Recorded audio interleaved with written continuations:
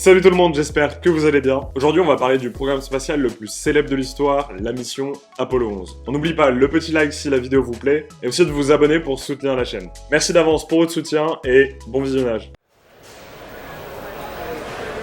Le 12 septembre 1962, durant l'un de ses discours, le président américain Kennedy annonce ce qui deviendra le projet le plus ambitieux de toute l'histoire de l'exploration spatiale. Je vous donne juste le début de son discours qui était le suivant. That we shall send to the moon 240,000 miles away from the control station in Houston, a giant rocket more than 300 feet tall, the length of this football field, made of new metal alloys, some of which have not yet been invented.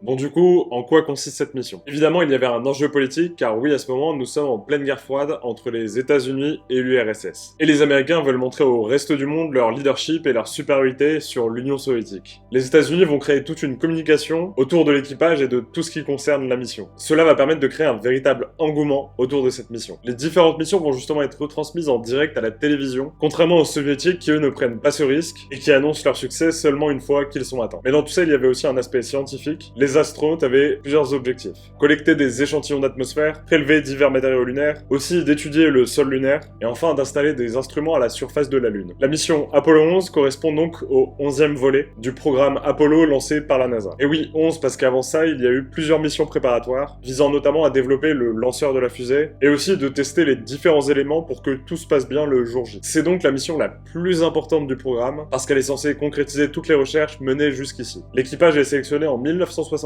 et il est composé de 3 membres. Neil Armstrong, le plus connu, qui est le commandant, Edwin Buzz Aldrin, le pilote du module lunaire, ainsi que Michael Collins, le pilote du module de commande. L'insigne que va porter l'équipage, et qui a été choisi pour représenter ce projet, est un aigle à tête blanche, donc l'oiseau national, en train de se poser sur la Lune. Pour aller jusqu'au bout du patriotisme, le vaisseau lunaire a même été baptisé Aigle. Comme je vous l'ai dit un petit peu avant, la mission était retransmise en direct à la télévision. Et le jour J, c'est environ 600 millions de spectateurs à travers le monde qui ont regardé l'événement se produire en direct.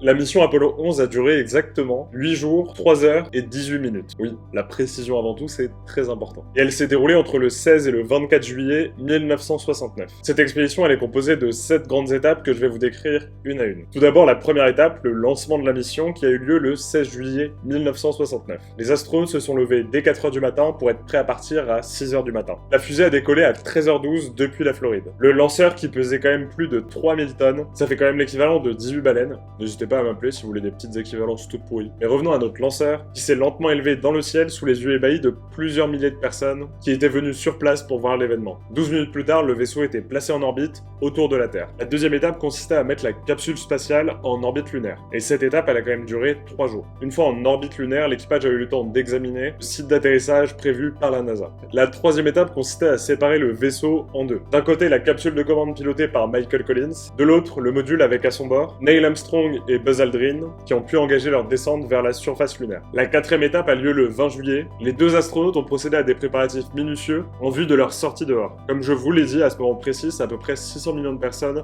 qui regardent la télévision. Le pied de Neil Armstrong est posé sur la Lune le 20 juillet 1969 à 21h56. Il va alors prononcer la célèbre phrase That's one small step for man, one giant leap for mankind. Buzz Aldrin, quant à lui, foulera le sol lunaire 19 minutes plus tard. La cinquième étape est évidemment de repartir de la Lune. Donc après avoir réalisé de nombreux prélèvements, déployé divers instruments scientifiques, mais aussi planté le drapeau américain sur le sol lunaire, les 2 astronautes ont regagné leur capsule. Ils ont ensuite rejoint Michael Collins. Ce processus a mis plusieurs heures. L'avant-dernière étape, rejoindre la Terre, manœuvre qui a duré 2 jours et demi, jusqu'à ce que nos 3 astronautes soient en orbite terrestre. La dernière étape a lieu le 24 juillet 1969, dans l'océan Pacifique. Un porte-avions américain était chargé de récupérer l'équipage, et les 3 astronautes ont été accueillis en héros par le président Richard Nixon. Après avoir été placés en quarantaine, Armstrong, Aldrin et Collins ont entamé une tournée de célébration qui a duré 38 jours et qui les a conduits dans une vingtaine de pays. Évidemment, la mission a eu un retentissement international, ce sont les premiers hommes à avoir marché sur la Lune. Après Apollo 11, aucun des 3 astronautes n'est jamais retourné dans l'espace, bien que le programme Apollo, lui, ait continué d'exister pour de nouvelles expéditions lunaires. De nos jours, le programme Apollo est à l'arrêt pour des coupes budgétaires. Oui, parce qu'avec les différentes missions, le programme aurait quand même coûté plus de 280 milliards de dollars. En tout cas, ce qui est sûr, c'est que cette cet événement a inspiré de nombreuses œuvres documentaires et fiction qui sont sorties sur le grand écran. Aujourd'hui, Neil Armstrong et Michael Collins sont décédés. Il n'y a plus que Buzz Aldrin qui est âgé de 94 ans. Et d'ailleurs, il n'y a pas si longtemps, on a fêté le 50e anniversaire du premier pas sur la Lune. Pour autant, certains vont penser que c'est le 50e anniversaire de la plus grande supercherie de l'histoire. Et oui, comme tout ça était en direct et qu'en plus de ça il y avait eu des photos, certaines personnes se sont demandé 10 ans plus tard si tout ça était bel et bien vrai. L'une des théories qui fait le plus parler d'elle, c'est le drapeau. En effet, Armstrong et Aldrin ont planté le drapeau américain sur la Lune, mais sur la photo on le voit flotter alors qu'il n'y a pas d'atmosphère et pas de vent non plus sur la Lune. Bon, du coup revenons-en à notre drapeau qui logiquement aurait dû tomber, mais heureusement les Américains ont été un minimum malins, pour une fois. Ils ont mis une tige en fer sur le haut du drapeau pour justement qu'il ne tombe pas et qu'il reste bien droit. Et pour celles et ceux qui vont dire « Oui, mais dans ce cas-là, pourquoi on a l'impression que le drapeau il flotte ?» Les astronautes l'ont expliqué et visiblement la raison est toute simple. Le drapeau était plié lors du voyage, puis déplié au moment de le planter. Ce qui donne cette impression qu'il flotte alors que pas du tout, ils n'ont juste pas eu le temps de le repasser, et forcément, il est un peu froissé. Il y a aussi une autre théorie avec un film qui est sorti en 1971. Dans ce James Bond qui s'appelle Les Diamants sont éternels, on voit l'homme arriver sur un plateau de cinéma qui reconstitue les premiers pas de l'homme sur la Lune. Certaines personnes vont alors se dire que 2 ans plus tôt, tout a été tourné sur ce plateau de cinéma. Mais apparemment non, toujours pas.